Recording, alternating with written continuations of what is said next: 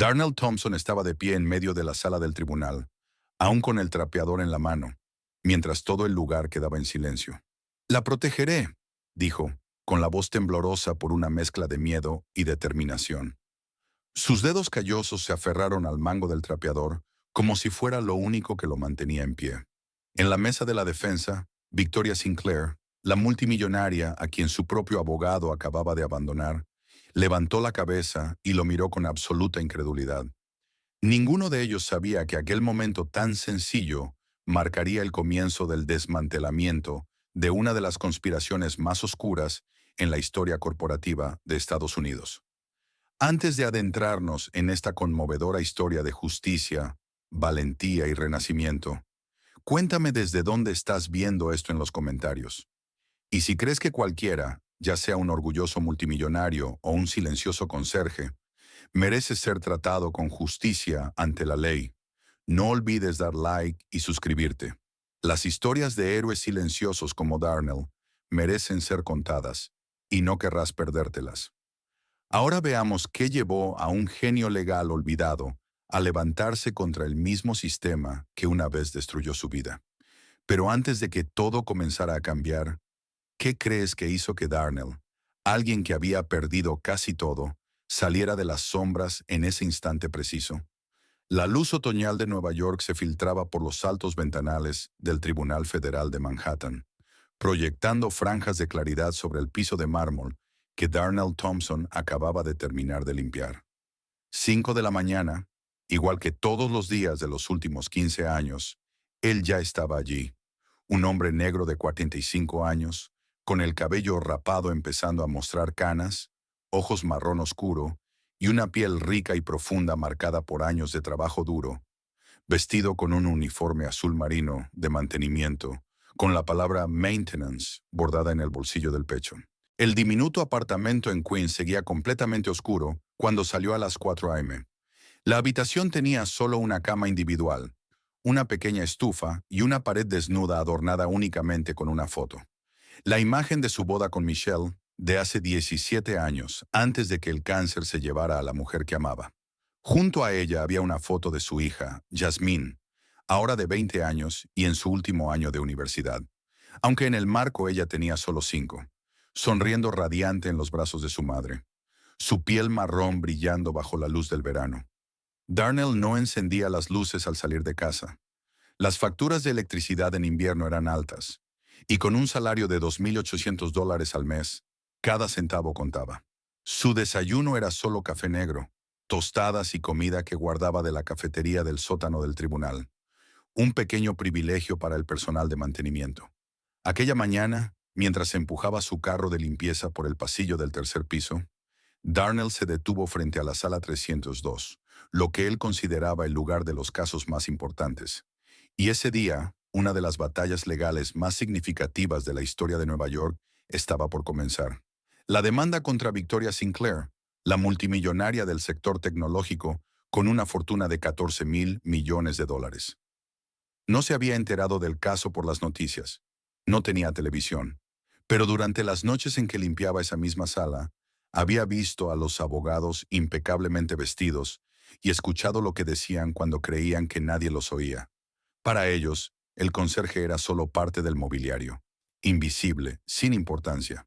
Pero Darnell no siempre había sido invisible. 15 años atrás, había sido una de las estrellas ascendentes en Hartford and Associates, un prestigioso bufete de Manhattan.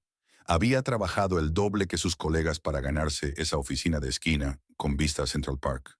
Uno de los pocos socios negros en la historia del bufete, tenía la reputación de no perder nunca un caso importante y un futuro brillante, hasta que todo se derrumbó. Apartó esos recuerdos. Eso era el pasado. Ahora trapeaba pisos, lustraba bancas, vaciaba basura.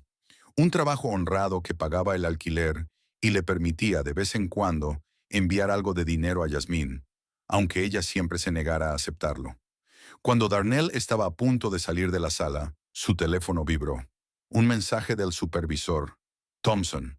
La sala 302 necesita limpiarse de nuevo. Beep hoy. Darnell exhaló. Beep significaba presión inspecciones y un sinfín de oportunidades para que le gritaran por el más mínimo error. Pero como siempre, no se quejó. Para las 9 de la mañana la sala del tribunal estaba llena. Los reporteros se apretujaban, los abogados se acomodaban las corbatas, los teclados resonaban frenéticamente. En la mesa de la defensa, Victoria Sinclair estaba sentada sola. Tenía 31 años, pero parecía cargar el peso del mundo sobre los hombros. Sus antes penetrantes ojos azules estaban ahora nublados por el cansancio. Su traje Armani era impecable. Sin embargo, sus hombros ligeramente encorvados y sus manos fuertemente entrelazadas delataban la tensión que la consumía. A su lado había 6 sillas vacías, los asientos reservados para su equipo legal de Chambers, Montgomery and Webb, el bufete más caro de Nueva York, que cobraba $6,000 la hora. Pero no se presentaron. Darnell miró el reloj. 9:15. El juicio empezaría en 15 minutos.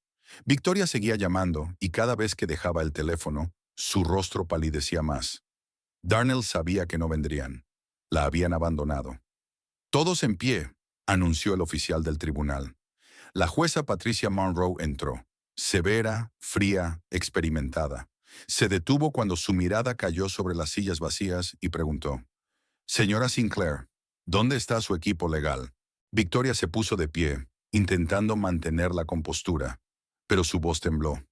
«No lo sé, su señoría. Estuvieron aquí ayer. He intentado contactarlos toda la mañana, pero nadie respondió».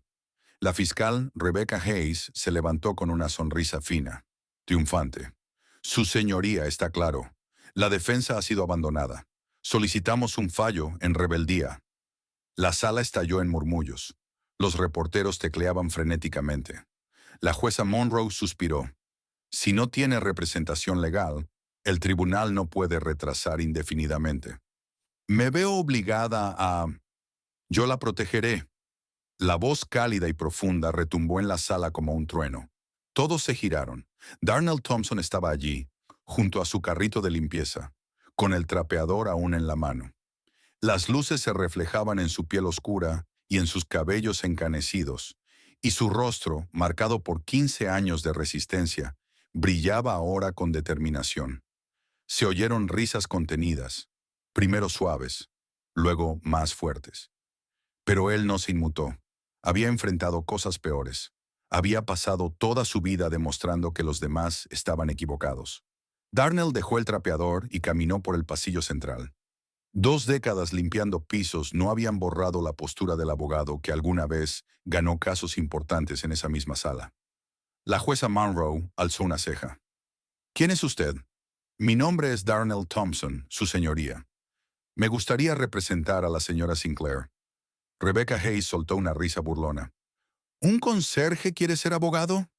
Darnell sostuvo su mirada. «Fui miembro del Colegio de Abogados de Nueva York durante 18 años». Un murmullo recorrió la sala. Darnell sacó su billetera desgastada y mostró su antigua licencia, aún válida. La jueza la examinó. Su rostro palideció ligeramente.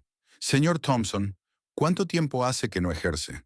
«15 años, su señoría». El aire se volvió más denso. «¿Y cree que aún es competente?», preguntó la jueza. «Su señoría, esta mujer merece ser defendida. Conozco la ley, conozco el procedimiento y entiendo lo que significa la justicia». Victoria se puso de pie. Lo miró a los ojos sin ver desesperación ni ambición, sino sinceridad, una que un equipo legal de $6,000 la hora jamás podría ofrecer. «Sí, su señoría», dijo. «Lo acepto, señor Thompson». La sala explotó en reacciones. La jueza Monroe se frotó las sienes. «Tiene 15 minutos para conversar con su clienta y no retrase el proceso». Darnell se acercó a la mesa de la defensa, pero la seguridad lo detuvo. «Lo siento, solo los abogados pueden estar en esta área». Darnell mostró su tarjeta. La jueza asintió para confirmar. El guardia se hizo a un lado, incómodo. Cuando se sentó, Darnell sintió todas las miradas clavadas en ellos, pero solo miró a Victoria. «Algo está muy mal aquí», susurró. «Esto no se trata solo de que tus abogados te hayan abandonado. Todo está orquestado», susurró Victoria. «¿Cómo lo sabes?». «Porque he visto miles de casos en los últimos 15 años. Este no es natural». «Entonces, ¿quién?». «Lo descubriremos». Pero primero necesito que me cuentes todo. Victoria lo miró. Al hombre al que había pasado por delante todos los días sin notar. El hombre que se había puesto de pie por ella cuando nadie más lo hizo. Y por primera vez desde que empezó esta pesadilla, sintió un destello de esperanza. Quizá, solo quizá, había encontrado a la persona adecuada. Los 15 minutos pasaron como 15 segundos. Victoria habló casi sin pausas, intentando comprimir 3 meses de preparación legal en un informe de emergencia. Ella explicó su tecnología, un procesador cuántico que operaba a temperatura ambiente. Un avance capaz de cambiarlo todo, desde la informática y los datos hasta la producción de energía. Le habló de Titan Innovations, la empresa que la acusaba de robar su tecnología, y le contó sobre los 3 meses de infierno desde que surgieron las acusaciones. Los precios de las acciones desplomándose, la prensa acechando, los socios dándole la espalda. Darnell escuchó sin tomar notas. No solo oyó cada palabra, absorbió las pausas, los momentos en que su voz se quebraba. Sus ojos, de un marrón profundo, no abandonaron el rostro de Victoria. Ella se dio cuenta de que él hacía algo más que escuchar el contenido. La estaba leyendo, la tensión en su voz, la vacilación al mencionar ciertos detalles, y la absoluta certeza cuando hablaba de la tecnología que había creado. Tiempo, anunció el secretario. La jueza Monroe golpeó el mazo. Señor Thompson, prepárese para su alegato de apertura. Darnell se levantó y caminó hacia el estrado. Sintió el peso completo de todas las miradas en la sala. Algunas escépticas, otras curiosas, otras abiertamente condescendientes. ¿Cuántos años habían pasado desde la última vez que estuvo allí? ¿Cuántas noches había pasado despierto en su pequeño apartamento en Queens, soñando con un momento como este, solo para despertar otra vez con un trapeador en la mano? Colocó la mano sobre el estrado, sintiendo la madera lisa bajo la palma. Inspiró profundamente, levantó la cabeza y miró directamente a los 12 rostros del jurado. Damas y caballeros del jurado, comenzó con la voz calma y clara. Mi nombre es Darnell Thompson. Primero, les pido disculpas por mi apariencia. No llevo un traje caro como mi colega del otro lado. No tengo una oficina elegante ni un equipo de asistentes. Hace menos de una hora, aún estaba trapeando el piso de esta misma sala. Un leve murmullo de risas se escuchó desde el fondo. Darnell lo oyó con claridad, pero no vaciló. Pero durante 15 años he permanecido en esta sala todos los días, observando cómo se desarrolla la justicia. He visto triunfar la verdad y he visto cómo se entierra. He aprendido que la justicia no depende del precio de tu traje ni del nombre del bufete que contrates. Depende de algo mucho más simple, la verdad. Hizo una pausa dejando que las palabras se asentaran. Y la verdad en este caso es simple. Victoria Sinclair no robó nada. Ella creó una tecnología revolucionaria gracias a su propio intelecto, esfuerzo y talento. Mientras tanto, quienes realmente desean apoderarse de esa tecnología están usando el sistema legal como un arma. Rebecca Hayes se puso de pie de inmediato. Objeción. Está argumentando, no presentando una declaración de apertura. Al lugar, dijo la jueza Monroe. Señor Thompson, limítese a los hechos. Darnell asintió. Mis disculpas, su señoría. Dejaré que las pruebas hablen por sí mismas. Y solo les prometo esto. Al final de este juicio, será inconfundiblemente claro quién dice la verdad y quién miente. Se sentó. No fue un alegato pulido ni adornado con una retórica deslumbrante, pero fue sincero, y por las discretas inclinaciones de cabeza de algunos miembros del jurado, Darnell supo que al menos alguien estaba escuchando de verdad. Rebecca Hayes se levantó para presentar su alegato de apertura. Alta, esbelta, con una sonrisa afilada como el cristal, caminó hacia el estrado como si fuera su escenario personal. Damas y caballeros del jurado, comenzó, con una voz suave como la seda. Este caso no es tan complicado como la defensa quiere que crean. Es extremadamente simple. Robo. Caminó despacio, dejando que su mirada recorriera los rostros frente a ella. Victoria Sinclair robó inventos patentados pertenecientes a Titan Innovations, una empresa que invirtió cientos de millones de dólares en desarrollar tecnología de procesamiento cuántico. Usó sus conexiones en la industria para acceder a investigaciones internas. Copió los diseños y solicitó patentes a su nombre. Hayes hizo una pausa, dejando que la acusación flotara pesadamente en el aire. Lo probaremos con documentos, con testimonio de expertos y con declaraciones de sus propios ex empleados. Al final de este juicio no quedará ninguna duda. Victoria Sinclair es una ladrona y las ladronas deben rendir cuentas. Se sentó con la confianza de quien cree que ya ha ganado. El resto de la mañana pasó como una pesadilla borrosa. La fiscalía llamó a su primer testigo, un analista tecnológico que afirmó que el diseño de Victoria era demasiado similar a los registros internos de Titan para ser una coincidencia. Cuando llegó el momento del contrainterrogatorio, Darnell se puso de pie, sintiendo tensarse cada músculo de su cuerpo. 15 años desde la última vez que hacía esto. 15 años desde la última vez que se plantó ante un testigo, desmenuzando detalles uno por uno, buscando las más pequeñas inconsistencias para desarmar el panorama completo. Pero cuando abrió la boca, ocurrió algo extraño. Las palabras regresaron de forma natural. Las preguntas fluían unas hacia otras, como si nunca hubiera dejado la profesión. Guiaba al testigo a través de detalles superpuestos, líneas de tiempo que no coincidían, registros técnicos que el testigo decía haber visto, pero a los que razonablemente no podía haber accedido. Y a medida que las contradicciones empezaban a aparecer, Darnell sintió que algo despertaba dentro de él. Algo que había enterrado durante 15 años. El hombre que solía ser un abogado.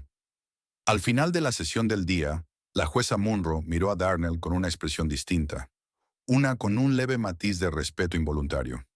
Señor Thompson, dijo, quizá quiera un traje adecuado para mañana. Darnell asintió. Me ocuparé de eso, su señoría. Pero al salir de la sala, sabía la verdad. No podía permitirse un traje nuevo. El único que tenía llevaba más de una década guardado en el armario, mohoso, y ahora le quedaba holgado después de años de trabajo físico. Victoria lo alcanzó en el pasillo. «Señor Thompson», lo llamó. Él se volvió. Esta vez la miró no como a una clienta de alto perfil, no como a una multimillonaria de portadas de revistas, sino como a un ser humano aferrándose a su último hilo de esperanza. Era más alta de lo que él esperaba y cargaba la postura confiada que el dinero podía comprar. Pero en esos ojos azules y afilados, el miedo era algo que el dinero no podía ocultar. «Gracias», dijo ella suavemente. «Yo no sé por qué está haciendo todo esto, pero gracias». Darnell negó con la cabeza. «No me agradezca todavía. Apenas estamos empezando y necesitamos hablar. En serio. Necesito ver todos los documentos relacionados con este caso. Correos, notas, esquemas. Si vamos a luchar, necesito saberlo todo». Victoria asintió. «Venga a mi casa esta noche. Allí lo guardo todo». «No puedo», respondió Darnell. «Tengo un turno de trabajo esta noche». Victoria frunció el ceño. «¿Un turno? Pero usted es mi abogado. Y también soy un conserje que necesita pagar la renta», dijo Darnell con calma. «El tribunal no me está pagando por defenderla, señora Sinclair. Esto es pro bono, sin cargo, lo cual significa que necesito trabajar si no quiero que me despidan». Por primera vez Victoria sintió de verdad la distancia entre su mundo y el de él. Para ella, pagar $6,000 la hora por abogados alguna vez le pareció normal. Para ese hombre, faltar a un solo turno podía significar no tener suficiente para pagar la renta. «Yo le pagaré», dijo de inmediato. «No», respondió Darnell, firme. «Si esto fuera por dinero, no estaría aquí hoy. No lo hago por prestigio ni por compensación. Lo hago porque es lo correcto». Hizo una pausa, luego añadió suavemente. «Pero iré después de mi turno. ¿La medianoche es muy tarde?» «La medianoche está bien», dijo Victoria, y en algún lugar profundo, ambos entendieron que la verdadera batalla apenas comenzaba. A medianoche, Darnell estacionó el viejo Toyota frente a la reja de la mansión de Victoria, todavía con su uniforme de conserje, que llevaba el persistente olor a productos de limpieza tras su turno de 8 horas. No había tenido tiempo de ir a casa a cambiarse, y la verdad se veía en cada marca de sudor seco sobre sus hombros. Esta vez el guardia de la entrada había recibido instrucciones de esperarlo, pero la forma en que el hombre miró el coche de Darnell y al propio Darnell lo decía todo. Él no pertenecía allí. Era una mirada que Darnell conocía de toda la vida, mucho antes de convertirse en conserje. La mirada que cuestionaba por qué un hombre negro entraba por la puerta principal de un lugar como ese. Al entrar por la puerta principal, otro guardia de seguridad lo escoltó, no para ayudarlo, sino para asegurarse de que no se metiera en áreas restringidas. Victoria lo esperaba en su oficina, aún vestida con el traje que había llevado al tribunal. Aunque se había quitado la chaqueta, se veía exhausta, de una forma que el sueño no podía resolver. ¿Café?, preguntó. Esta vez Darnell asintió. Necesitaba la cafeína para mantenerse alerta. Ella le sirvió una taza de una máquina de espresso que costaba más que su alquiler mensual. El sabor era rico, suave y desconocido en comparación con el café instantáneo que tomaba cada mañana. Bien, dijo Darnell, dejando la taza. Cuéntame la historia real, no la versión que le diste a tus abogados, no la versión para los medios. La verdad. Victoria se sentó, la mirada fija en su taza de café, como si allí estuvieran las respuestas que había temido enfrentar. Fundé Quantum Dynamics hace 12 años, dijo, con la voz suavizándose mientras los recuerdos tiraban de ella hacia atrás. En aquel entonces, solo era una recién graduada del MIT obsesionada con la computación cuántica. Todos me decían que el procesamiento cuántico estable a temperatura ambiente era imposible, que los qubits se descomponían demasiado rápido, que solo los laboratorios multimillonarios y los sistemas de enfriamiento extremo podían lograr algo parecido. Los ojos de Victoria se iluminaron mientras hablaba de su trabajo. Por primera vez, Darnell vio a la verdadera mujer bajo la armadura de riqueza y prestigio. Pero yo tenía una idea. ¿Y si, en lugar de luchar contra la descomposición, la usáramos? ¿Y si la misma inestabilidad se convirtiera en parte del cálculo? Soltó una pequeña risa, sin saber si era orgullo o amargura. Me llamaron loca. Mi profesor me dijo que estaba perdiendo el tiempo. Pero les demostraste que estaban equivocados, dijo Darnell. Victoria asintió levemente. 6 años viviendo en un apartamento del tamaño de una caja de fósforos, con deudas estudiantiles, sin financiación, sin laboratorio. Solo yo y mi portátil. Se levantó, abrió una caja fuerte escondida detrás de un cuadro y sacó una carpeta delgada. Aquí, dijo entregándosela, todas mis notas de investigación originales, fechadas, notarizadas, todo. Prueba de que desarrollé esta tecnología antes de que Titan siquiera existiera. Darnell abrió la carpeta. Dentro había cientos de páginas de ecuaciones, diagramas y notas escritas a mano. Crudo, vívido, indiscutible. ¿Por qué tus abogados anteriores no usaron esto?, preguntó. Dijeron que no era necesario, respondió Victoria, con agotamiento en la voz. Dijeron que tenían una mejor estrategia. Darnell cerró la carpeta de golpe, la mandíbula tensa. No presentar tu evidencia más importante no es una estrategia. Es sabotaje. El rostro de Victoria palideció. ¿Quieres decir? Quiero decir que tus abogados fueron pagados para perder, dijo Darnell sin rodeos. La única pregunta ahora es, ¿quién los pagó? Trabajaron hasta las 3 de la mañana revisando cada correo, memorando y esquema. Cuanto más profundo cavaban, más claro se volvía el patrón.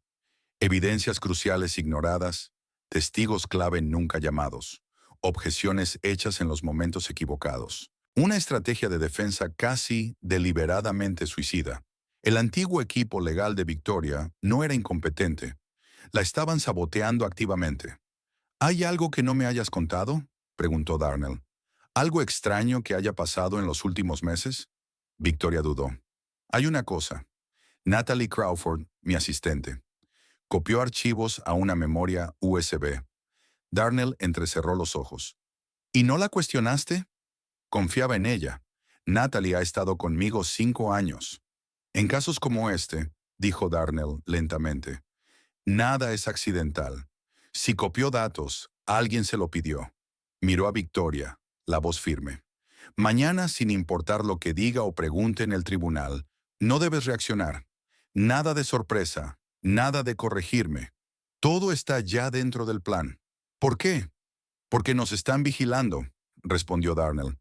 Tal vez no en este segundo, pero en algún lugar, de algún modo, y cada plan que hacemos debe asumir que el enemigo ya lo conoce. Un escalofrío recorrió la espalda de Victoria. Ya pasaste por algo así, ¿verdad? Darnell guardó silencio tanto tiempo que ella pensó que no respondería. Luego, suavemente, hace 15 años llevé un caso contra Pinnacle Energy Corporation.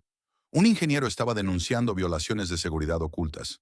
3 trabajadores murieron. Tenía pruebas suficientes. Pero antes del juicio, la evidencia desapareció de mi oficina. Victoria contuvo la respiración. Darnell continuó.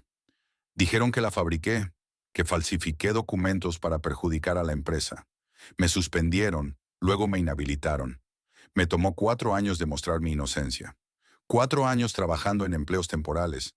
4 años viendo a mi hija crecer sin que su padre estuviera realmente presente. Hizo una pausa, la voz bajando. Y siendo un hombre negro en esa situación, digamos que nadie me dio el beneficio de la duda. Te destruyeron, susurró Victoria. Lo intentaron, corrigió Darnell. Pero no me quitaron lo único que importaba, mi conocimiento de la ley. Y eso es algo que nunca podrán quitarte a ti. Cuando Darnell se fue a las 4 de la mañana, el cielo seguía manchado de oscuridad, como tinta derramada. Victoria se quedó junto a la ventana, observando cómo el brillo del coche se desvanecía por la larga carretera.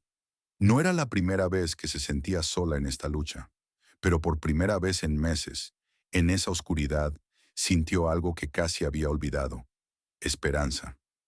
A la mañana siguiente, Darnell entró al juzgado con el traje que había comprado en una tienda de segunda mano la noche anterior. No era nuevo, no era elegante, pero estaba limpio, planchado y presentable. $20 que apenas podía permitirse. Pero el juez Monroe tenía razón. Ese día necesitaba parecer un abogado de verdad. La sala estaba llena. La historia del conserje convertido en abogado se había extendido por toda la ciudad, y los reporteros se apretaban en cada espacio disponible. Cuando Darnell entró, algunas personas incluso aplaudieron. Tímidos, inseguros, divididos entre animarlo y burlarse, él ignoró todo. Se concentró en lo único que importaba: la verdad. Rebecca Hayes estaba lista. Un traje de poder color vino oscuro, hombros cuadrados, mirada aguda. El aspecto de alguien que creía que el veredicto ya le pertenecía. La fiscalía llama al doctor Raymond Collins, anunció. El doctor Collins subió al estrado, un hombre de unos 50, gafas de montura metálica, el aire pulido de un académico. Durante casi 20 minutos, Hayes le permitió construir una narrativa en la que él había desarrollado los algoritmos centrales de la tecnología cuántica, y Victoria le había robado el crédito. Quantum Dynamics, afirmó, era donde la idea realmente había comenzado. Darnell permaneció quieto, tomando notas, expresión indescifrable, pero por dentro ensamblaba el rompecabezas, las líneas de tiempo, las afirmaciones, las inconsistencias, y nada encajaba. Cuando llegó su turno, Darnell se levantó lentamente. Llevaba un expediente delgado y caminó hacia el atril con una calma tan firme que silenció la sala. Doctor Collins, comenzó, la voz suave pero firme. Usted declaró que desarrolló los algoritmos centrales de Quantum Dynamics entre enero y marzo de 2021. ¿Correcto? Correcto. Entonces, ayúdeme a aclarar algo. Darnell levantó el primer documento. Este es su registro de empleo en Quantum Dynamics. ¿Podría leer su fecha de inicio para la corte? Collins miró hacia abajo y su rostro perdió color. 21 de abril de 2021. Perdón, dijo Darnell con suavidad. No lo escuché bien. 21 de abril, repitió más fuerte, la voz temblorosa. Darnell se volvió hacia el jurado. Entonces no pudo haber desarrollado algoritmos entre enero y marzo, porque aún no estaba contratado, ¿cierto? Un murmullo de asombro recorrió la sala. Darnell levantó un segundo documento. Y aquí están los registros del servidor de Quantum Dynamics. Muestran que los algoritmos centrales fueron completados el 15 de marzo de 2021, más de un mes antes de que usted fuera contratado. ¿Le gustaría explicar cómo contribuyó a un proyecto que existía antes de que usted existiera en la empresa? Hayes se puso de pie de un salto. Objeción. La fiscalía no recibió este documento. Su señoría, dijo Darnell con calma, estos provienen directamente del sistema de Quantum Dynamics. Si ellos no revisaron la evidencia que tenían disponible, no es mi culpa. Objeción denegada, dijo el juez Monroe. Continúe. Las manos de Collins empezaron a temblar. Darnell fijó la mirada en él. Doctor Collins, una última pregunta. ¿Recibió usted un pago de $300,000 de Titan Innovations 2 semanas antes de testificar aquí hoy? Collins se quedó rígido. Yo... Era una respuesta de sí o no, doctor. Me compensaron por mi tiempo y experiencia. $300,000 por testimonio falso, dijo Darnell, la voz afilada como acero. Suena más a soborno que a compensación. La sala estalló. Darnell se volvió hacia el juez. Su señoría, solicito que esta transacción se incorpore como prueba y que el testigo sea acusado de perjurio. Jadeos, gritos, teclados furiosos de los reporteros. La sala parecía haber detonado, y por primera vez desde que comenzó el juicio, Darnell vio algo que había estado esperando. Miedo en los ojos de Rebecca Hayes. Jamás imaginaron que un conserje sabría cómo desmantelar todo su caso.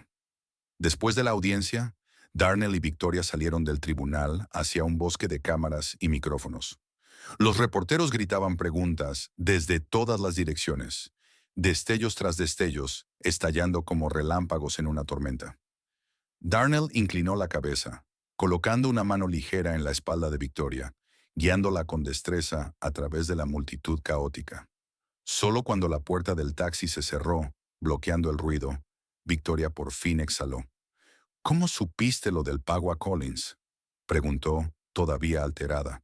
Darnell abrió su viejo maletín de lona, no de cuero, sino de esos que se compran en una tienda de segunda mano. No lo sabía con certeza, respondió con calma. Pero en casos como este, el dinero siempre deja un rastro. Lo deduje y la mirada en sus ojos lo confirmó. «Blufeaste», dijo Victoria mirándolo con sorpresa genuina. «Casi», Darnell se encogió de hombros suavemente.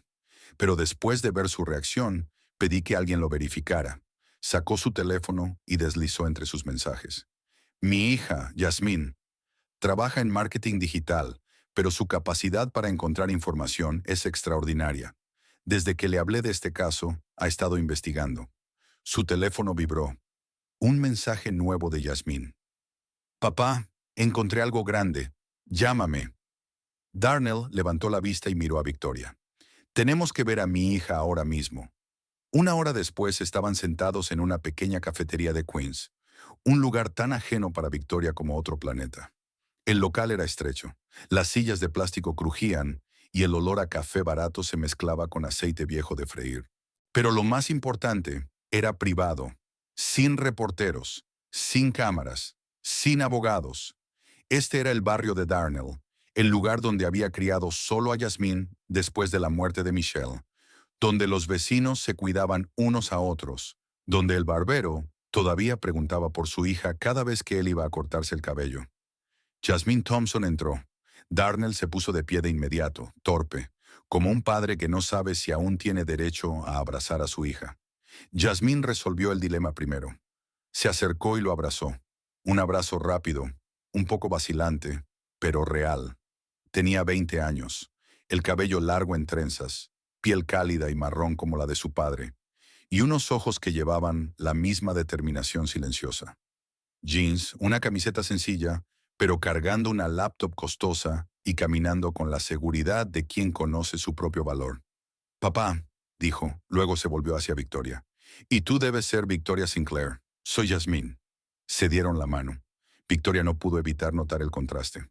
Su mano suave, cuidada con productos de lujo, frente a las manos prácticas y trabajadoras de Yasmín, una joven que había construido su vida desde cero. Yasmín abrió su laptop. «Bien». Al principio no estaba segura de qué quería exactamente que investigara papá, así que comencé con Titan Innovations, explicó.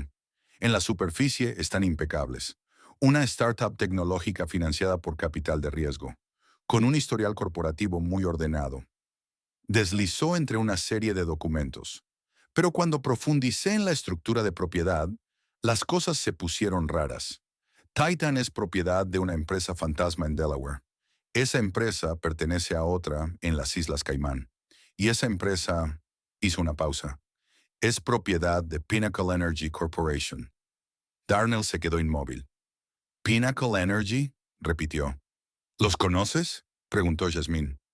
Oh, sí, dijo Darnell en voz baja. Son la empresa que destruyó mi carrera hace 15 años. Jasmine lo miró con los ojos muy abiertos. Nunca habían hablado abiertamente de eso, de lo que ocurrió, de quién estaba detrás. Al crecer, ella solo sabía que su padre, alguna vez un abogado exitoso, lo había perdido todo. Lo vio reconstruir sus vidas cheque a cheque, sin quejarse jamás, sin explicaciones. Fueron ellos todo este tiempo, susurró. Victoria se inclinó hacia adelante. Pero ¿por qué una empresa de energía se interesaría en mi tecnología? Al principio yo tampoco lo entendía, dijo Jazmín. Pero luego leí más sobre tu tecnología. Giró la laptop para que tanto Victoria como Darnell pudieran verla. No se trata solo de computación. Si puedes estabilizar los qubits a temperatura ambiente, las aplicaciones energéticas, sacó un artículo científico, son revolucionarias. Señaló un párrafo resaltado. Un profesor del MIT escribió que tu tecnología podría transformar el almacenamiento y la conversión de energía. Podría volver obsoletos los combustibles fósiles en 20 años. ¿20 años? Repitió Victoria, cada palabra más pesada que la anterior. Y Pinnacle Energy gana 28.000 millones al año con carbón, petróleo y gas, concluyó Yasmín. Si tu tecnología funciona tal como se publicó, no solo pierden beneficios, pierden todo su imperio. Darnell se recostó, como si por fin las piezas hubieran encajado. Por eso no intentaron comprarte ni competir contigo, dijo lentamente. Necesitaban borrarte, borrar tu tecnología, borrar tu credibilidad. Pero más que eso, continuó Yasmín, seguí investigando. Pinnacle Energy tiene vínculos con otros 4 grandes conglomerados energéticos, 2 contratistas de defensa y, hizo una pausa, 3 miembros en activo del Comité de Energía y Comercio. Yasmín abrió más documentos, imágenes de contribuciones de campaña, cenas de recaudación, viajes lujosos. Han construido una red, y cuando tu tecnología apareció, activaron toda esa red. ¿Y los abogados? Preguntó Victoria, con la voz quebrada. ¿Cómo hicieron para...? Aún lo estoy rastreando, dijo Yasmín. Pero el socio director de Chambers Montgomery, Ann Webb, forma parte del consejo de una subsidiaria de Pinnacle Energy. La información no es fácil de encontrar, pero está ahí si sabes dónde buscar. Darnell se puso de pie y empezó a caminar por el estrecho café, su mente avanzando tan rápido como las palabras de Yasmín. Entonces esto no es solo una demanda, dijo. Es una campaña coordinada para despejar el camino de una industria de $1 billón. Y no van a detenerse, dijo Victoria, el miedo ya visible en sus ojos. Si te hicieron esto hace 15 años, si pueden manipular las cosas hasta este punto, no terminó. No hacía falta. Los 3 lo entendieron. El teléfono de Jazmín vibró. Ella lo miró y su rostro se descompuso. Es mi antiguo jefe. Dice que no necesito volver a la oficina. Mis cosas me las enviarán por correo. ¿Te despidieron? Preguntó Victoria. En papeles, puesto eliminado, respondió Yasmín con amargura. Pero el momento lo dice todo. Darnell puso una mano en el hombro de su hija. Lo siento, Yasmín. Nunca quise arrastrarte a esto. Ella alzó la vista, sus ojos más firmes que antes. No me arrastraste a nada. Yo elegí estar aquí. Y ahora que estoy dentro, voy a ayudarte a luchar. Hizo una pausa. Una pequeña sonrisa cruzó su rostro. Mamá siempre decía que los Thompson no retroceden. ¿Recuerdas? El corazón de Darnell se apretó. Michelle decía eso cada vez que él enfrentaba un caso difícil, cada vez que la vida lo empujaba. Los Thompson no retroceden. Por primera vez en años, Darnell no vio a Jasmine como la niña que perdió a su madre, ni como la adulta con la que había perdido tantos años. Vio otra cosa, una aliada, una compañera. Bien, dijo exhalando, como si sellara una decisión. Entonces lo haremos juntos. En los días que siguieron, las amenazas dejaron de ser una sensación vaga. Se convirtieron en señales claras, afiladas y peligrosas, suficientes para tensar el estómago de Darnell cada vez que pensaba en ellas. Su pequeño apartamento en Queens fue allanado. No robaron nada. No había nada de valor que llevarse, pero todo fue destrozado.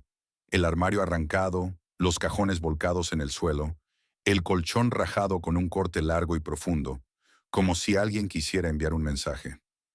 Sabemos dónde vives. El portátil de Yasmín fue hackeado. Por suerte, había hecho una copia de seguridad de todo en un servidor en la nube encriptado. Pero el simple hecho de que alguien hubiera violado su dispositivo a propósito, y de forma tan evidente, le heló la sangre. Luego, una noche, cuando Victoria salía tarde de la oficina, una camioneta negra se saltó un semáforo y aceleró directo hacia su coche. Su conductor maniobró a tiempo. El auto giró, chocando contra un poste para evitar una colisión frontal. Victoria salió solo con rasguños y moretones, pero el mensaje quedó grabado. Ella era un objetivo. Durante una reunión de emergencia en la mansión de Victoria a la mañana siguiente, ella dijo con firmeza: «Tienes que salir de tu apartamento, Darnell. Jasmine, ambos deben mudarse aquí, donde tengo seguridad real. No podemos simplemente vivir en tu casa así», empezó Darnell, claramente incómodo. «No quiero deberte nada más». «Esto no es un favor», interrumpió Victoria con firmeza. «Es una estrategia defensiva. Nos están atacando individualmente. Si permanecemos juntos y con seguridad profesional, estaremos más seguros». Jasmine puso una mano en el brazo de su padre. «Tiene razón, papá. ¿Cómo se supone que voy a trabajar si cada noche temo que alguien vaya a irrumpir?» A regañadientes, Darnell aceptó. Esa tarde, se mudaron a la casa de huéspedes en la propiedad de Victoria, un edificio más pequeño y separado, pero aún así más grande que cualquier lugar en el que Darnell hubiera vivido en toda su vida. Mientras Jasmine exploraba las habitaciones con entusiasmo, Darnell permaneció en la sala de estar, con la espalda recta pero las manos tensándose sin que él lo notara. Los techos altos, los muebles de diseñador, las pinturas costosas en las paredes, todo lo hacía sentir como una mancha de tinta en un lienzo perfecto. Miró a través de las puertas de cristal hacia el jardín meticulosamente podado. Era difícil creer que apenas 48 horas antes había estado en un apartamento tan pequeño que apenas podía darse vuelta dentro. Victoria entró en la sala y se detuvo a su lado. «¿Estás incómodo?», observó, sin necesidad de preguntar. «He vivido 15 años en un apartamento pequeño», dijo Darnell en voz baja. «Y este no es mi mundo». Victoria permaneció a su lado un largo momento, como si le diera tiempo de respirar en ese espacio desconocido. Luego habló con suavidad. «Tal vez debería ser tu mundo. Tienes talento, fortaleza, señor Thompson. Podrías haber estado en un lugar como este, o en uno mucho mejor, si no te lo hubieran arrebatado todo». Darnell se giró hacia ella, y por primera vez desde que se conocieron en el tribunal, miró realmente a Victoria. No como a una clienta, no como a una multimillonaria, sino como a una mujer que luchaba por la justicia junto a él. Sus ojos azules, aunque cansados, brillaban con algo raro: respeto genuino. «No necesito nada de esto», respondió Darnell con voz firme. «Nunca lo necesité. Quiero justicia. Quiero ayudar a la gente que no tiene voz. Y después de todos estos años, por fin tengo una oportunidad de hacerlo de nuevo». «Ayudándome a mí», dijo Victoria. «Luchando contra quienes creen que el dinero y el poder los colocan por encima de la ley», corrigió Darnell. Permanecieron en silencio en la amplia sala de estar, la luz de la tarde filtrándose suavemente por la gran pared de vidrio, la distancia entre sus mundos, un conserje que solía ser abogado y una fundadora tecnológica multimillonaria, aún presente, pero en ese momento no tan insalvable. Algo había cambiado, no por lo que dijeron, sino porque estaban lado a lado, enfrentándose a un enemigo común. Y en ese silencio, ambos entendieron que la verdadera batalla apenas comenzaba. El siguiente gran giro llegó desde un lugar que nadie podría haber imaginado. A las 2 de la mañana, Natalie Crawford, la directora de operaciones de Victoria durante muchos años, apareció en la entrada. Su rostro estaba pálido, la ropa desarreglada, el cabello revuelto como si hubiera estado expuesta al viento toda la noche. La seguridad avisó de inmediato a Victoria, y ella se apresuró a despertar a Darnell. Los tres se reunieron en una pequeña sala separada de la casa principal, una medida de seguridad por si aquello era una trampa. Natalie casi se desplomó al ver a Victoria. Su maquillaje estaba corrido por las lágrimas. Sus manos temblaban violentamente. «Lo siento», soltó de inmediato. «Lo siento muchísimo». «¿Por qué?», preguntó Victoria, con voz tan afilada como el acero. Natalie inhaló profundamente. «Por todo. Por copiar los archivos. por pasarles información, por quedarme callada cuando sabía lo que te estaban haciendo. ¿Quiénes son ellos?, preguntó Darnell. Bradley Mercer, respondió Natalie con voz ronca. El director ejecutivo de Titan Innovations. Él vino a verme hace 6 meses. Sabía de mi error. ¿Qué error?, preguntó Victoria. Natalie miró hacia abajo, incapaz de levantar la vista por la vergüenza. Hace 10 años, antes de trabajar contigo, trabajaba en otra empresa. Malversé $50,000. No es mucho, pero sigue siendo un delito. Devolví el dinero y la empresa no llamó a la policía. Pensé que todo había terminado, pero Mercer se enteró, dijo Darnell. Natalie asintió, con las lágrimas cayendo de nuevo. Tenía documentos, correos, estados bancarios, todo. Me dijo que si no lo ayudaba, me denunciaría. Iría a prisión. Así que elegiste ayudarlo, dijo Victoria, con tono plano. Copié los datos. Le dije tus estrategias. Incluso, la voz de Natalie se quebró. Incluso planté información falsa en algunos archivos para que pareciera que tú habías accedido a la investigación de Titan. Pruebas fabricadas, dijo Darnell con oscuridad en la voz. Exactamente lo que una vez me hicieron a mí. ¿Pero por qué venir aquí ahora?, preguntó Victoria, su mirada helada pero con un rastro de compasión. Natalie sacó un teléfono, no el suyo, sino un modelo de alta gama, completamente fuera de lugar en su bolsillo. Darnell lo reconoció de inmediato. Ese no era el teléfono personal de Natalie. Hoy, dijo Natalie con las manos temblorosas, escuché por accidente a Mercer hablando por teléfono. Le dijo a alguien que tenían una solución permanente si la vía legal fallaba. Tragó con dificultad. Estaban hablando de matarte, Victoria. La habitación se volvió helada de repente. Sé que lo que hice estuvo mal. Sé que te traicioné, continuó Natalie, con la voz quebrada. Pero no puedo vivir con esto, no con un asesinato. Extendió el teléfono hacia Darnell. Este es el teléfono de Mercer. Lo tomé de su oficina. Tiene todo. Mensajes, correos y grabaciones de llamadas. Toda la conspiración, cariño. Darnell tomó el teléfono sintiendo como si sostuviera una granada sin la espoleta. Esto podría terminar el caso, dijo Jasmine desde la puerta. Había llegado sin que nadie lo notara. O podría acabarnos a nosotros. Si se dan cuenta de que ella lo tomó, lo sabrán.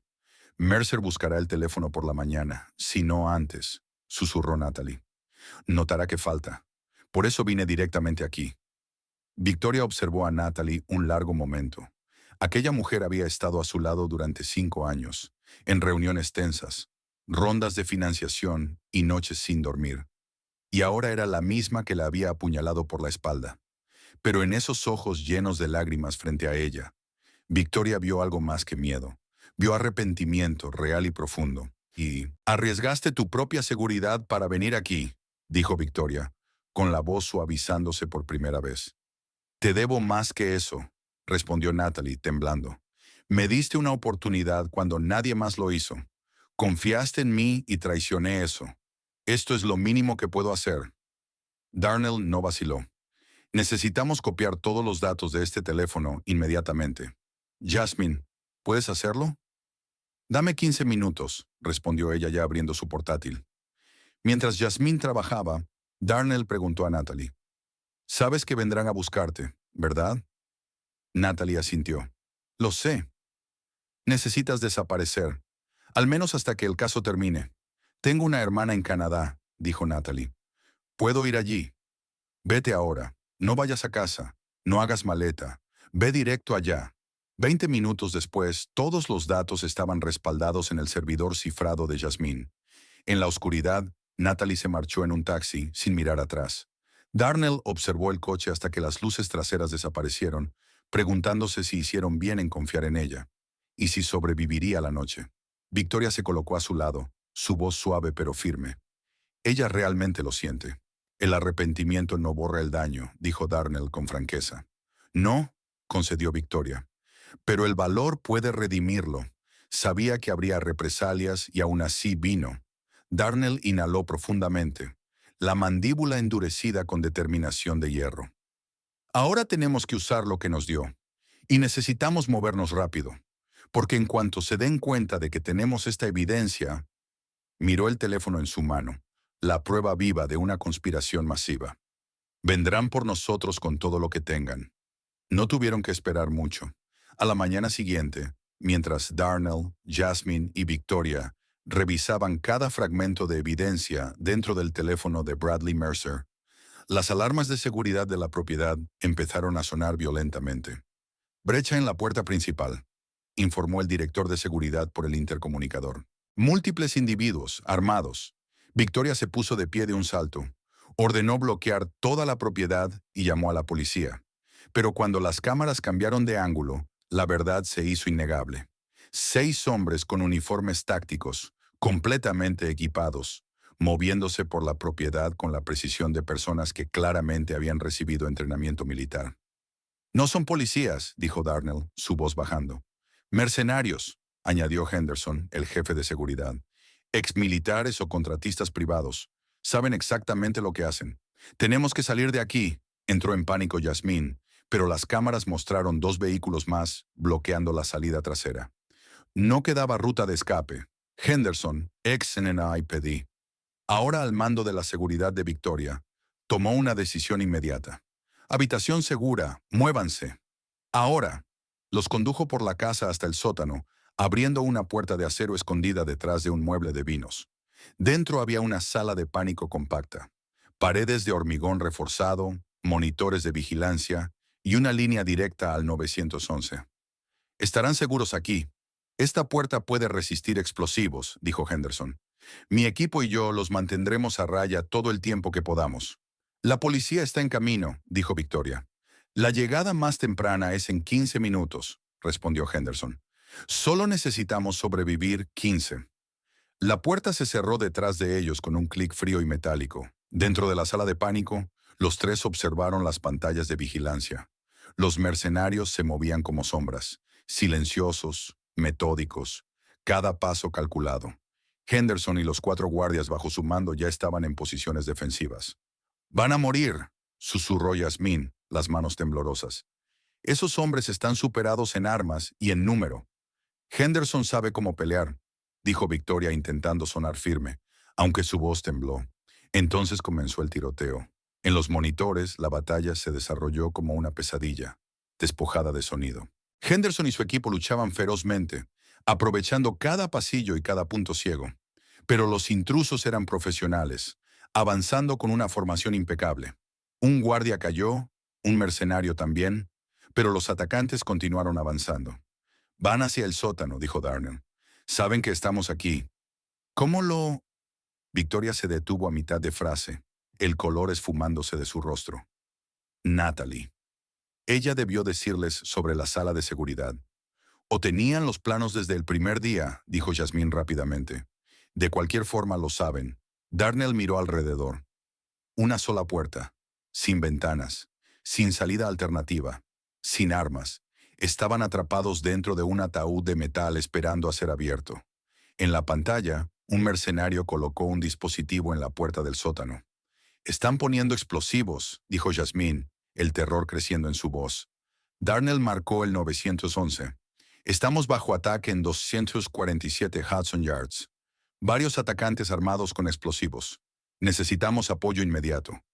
«La unidad más cercana está a 3 minutos», dijo la operadora. «Permanezcan adentro. 3 minutos. Pero los explosivos estallarían en menos de 1». Victoria apretó la mano de Darnell. «Si así es como termina...» «No lo es», la interrumpió él. «Hemos llegado demasiado lejos. No terminamos así». Justo cuando el dispositivo comenzó a parpadear, a segundos de detonar, una imagen inesperada apareció en los monitores. Vehículos policiales. Luego más vehículos policiales. Luego camiones blindados del SWAT. No 1 o 2, sino casi una fuerza completa irrumpiendo en la propiedad. Los mercenarios también lo vieron. Se detuvieron, intercambiaron señales con las manos y luego se retiraron, desapareciendo tan rápido como habían llegado, dejando atrás el explosivo sin activar. «Están huyendo», dijo Yasmín, casi gritando de incredulidad. 10 minutos después, el SWAT aseguró la propiedad, desactivó el dispositivo y revisó cada estructura. Cuando finalmente se abrió la puerta de la sala de pánico, Darnell, Victoria y Yasmín salieron con el rostro pálido pero vivos. Un hombre alto con una chaqueta del FBI los esperaba, la placa parcialmente visible. Agente Daniel Foster. Señora Sinclair, señor Thompson, me alegra que estén a salvo, dijo.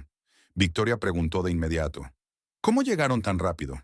Hemos estado monitoreando a Bradley Mercer y a sus asociados durante semanas, respondió Foster.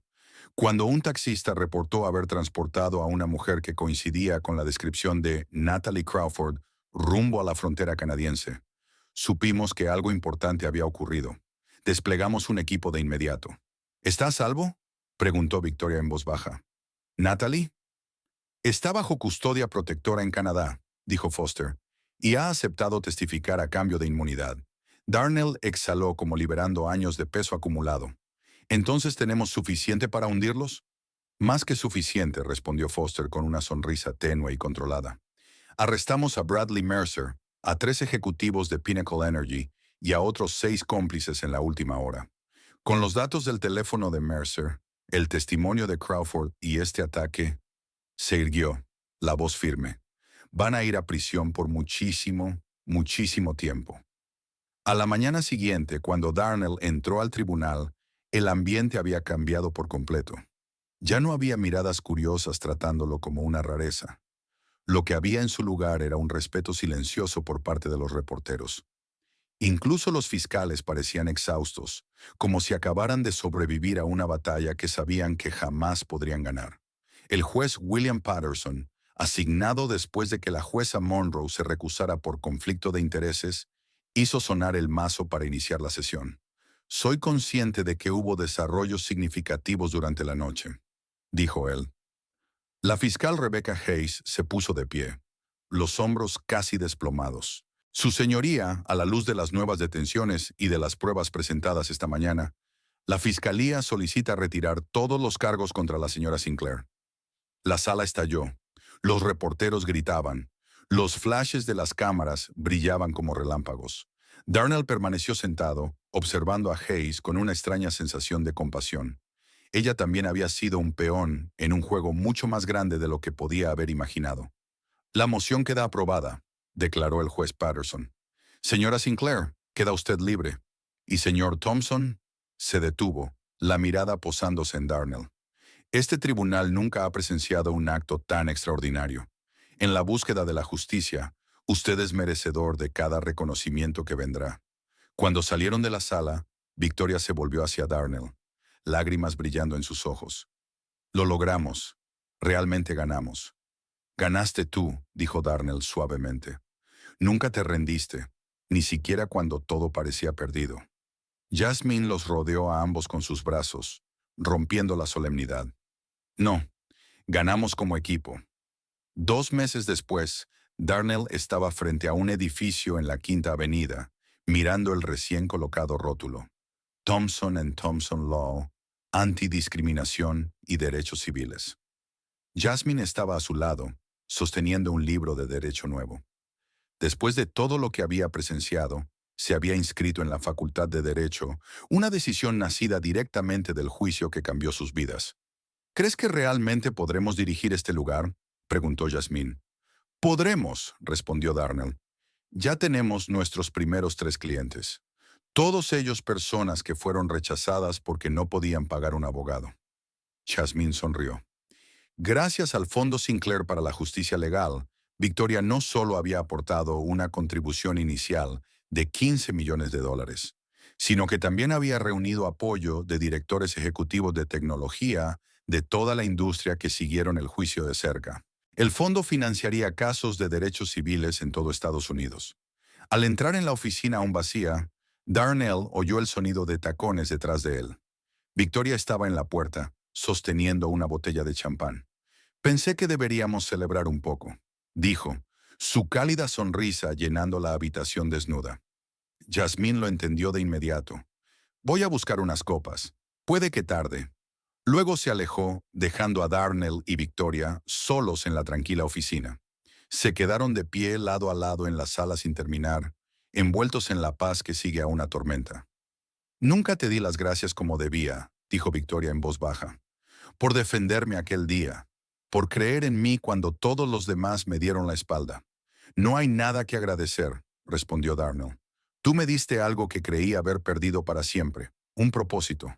Durante los últimos 2 meses, entre investigaciones, conferencias de prensa y trabajo para la fundación, algo había cambiado entre ellos. Comenzó como respeto, luego amistad. Y ahora, de pie allí bajo la suave luz de la tarde, que entraba por las ventanas, se había convertido en algo más profundo. Darnell, dijo ella, llamándolo por su nombre de pila por primera vez. Sé que venimos de dos mundos distintos. Sé que la gente hablará, pero he comprendido la única cosa que realmente importa. ¿Qué cosa?, preguntó él en voz baja. Que el mundo no importa. Las opiniones de la gente no importan. Lo que importa es encontrar a alguien que te comprenda, que esté a tu lado y que te convierta en una mejor versión de ti mismo. Hizo una pausa y continuó en un susurro. Y yo encontré a esa persona. El corazón de Darnell se detuvo por un instante. Desde la muerte de Michelle hace 15 años, jamás se había permitido amar de nuevo. Había enterrado el dolor, la esperanza, la idea de que merecía otra oportunidad. Pero Victoria, quien había visto más allá del uniforme de conserje, más allá de las cicatrices, había derribado cada muro. Yo llevo una vida completamente distinta, dijo Darnell suavemente. No tengo nada excepto integridad, lo interrumpió Victoria con ternura. Y valor, y bondad, y un corazón que sabe luchar por lo correcto. Ella tomó su mano.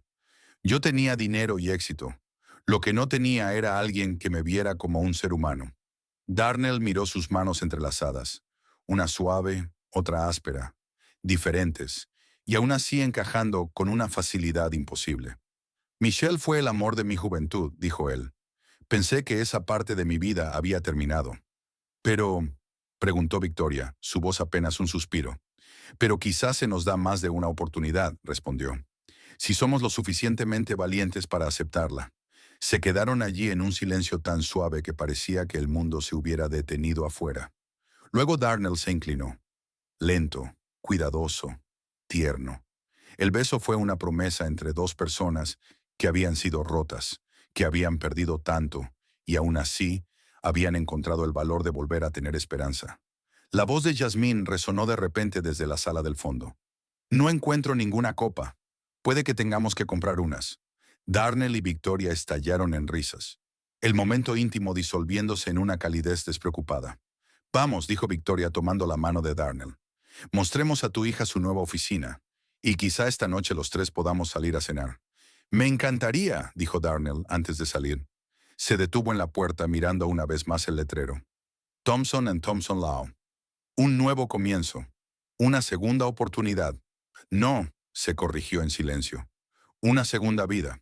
La historia de Darnell Thompson nos recuerda que nunca es demasiado tarde para empezar de nuevo, que la justicia no se mide por la riqueza o el estatus, sino por el valor y la voluntad inquebrantable de luchar, que los héroes vienen en muchas formas, a veces usando guantes de limpieza en lugar de un traje a la medida. Nos muestra que el fracaso no es el final, que la traición puede superarse y que, incluso después de las pérdidas más profundas, el amor puede encontrar de nuevo su camino. Lo más importante, Darnell demuestra que cada uno de nosotros tiene el poder de levantarse, de alzar la voz y de luchar por lo que es correcto, sin importar quién intente silenciarnos. Si tú estuvieras en el lugar de Darnell, ¿qué elegirías? ¿Un trabajo corporativo estable y con alto salario? ¿O comenzar un nuevo camino para defender a quienes no tienen voz? Comparte tu respuesta abajo. Y si esta historia de perseverancia y justicia te conmovió, no olvides darle me gusta y suscribirte para no perderte las próximas historias extraordinarias sobre personas comunes haciendo cosas extraordinarias. Y comparte este video con alguien que necesite recordar que una sola persona, al defender lo correcto, puede cambiar el mundo. Gracias por ver. Yo la protegeré. Y recuerda, la justicia no siempre viste un traje caro, y el amor puede florecer en los lugares más inesperados. Nunca pierdas la esperanza, nunca dejes de luchar y nunca subestimes el poder de una buena persona con el coraje de mantenerse firme.